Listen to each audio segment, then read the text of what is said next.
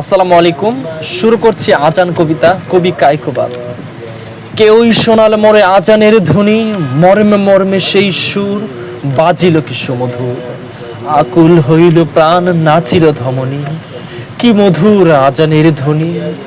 আমি তো পাগল হয়ে সেই মধুর তানে, কি যে এক আকর্ষণে ছুটে যাই মুগ্ধ মনে। কি নিশি থেকে দিবসে মসজিদের পানে, হৃদয়ের তারে তারে প্রাণের শোণিত ধারে। কি যে এক ঢেউ ওঠে ভক্তির তুফানে, কত সুধা আছে সেই মধুর আজানে।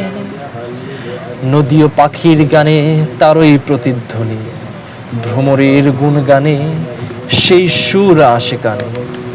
কি যে এক আবেশে মুগ্ধ নিখিল ধরণী, ভোদরে সাগরের জলে নির্ঝরণী কলকলে। আমি যেন শুনি সেই আজানের ধ্বনি, আহা যবে সেই সুর সুমধুর স্বরে। ভাসে দূরে সায়ান্নের নিথর অম্বর, প্রাণ করে আনচান কি মধুর সে আজান। তারই প্রতিধ্বনি শুনি আত্মার ভিতরে, নীরব নিঝুম ধরা বিশ্বে যেন সবাই মরা। এতটুকু শব্দ যবে নাহি কোনো স্থানে, মুয়াজ্জিন উচ্চ স্বরে দাঁড়ায় মিনার পরে। কি সুধা ছড়িয়ে দেয় উষার আজানে, জাগাইতে মোহ মুগ্ধ মানব সন্তানে।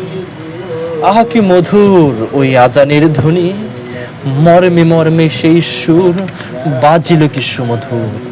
আকুল হইল প্রাণ, নাচিল ধমনী।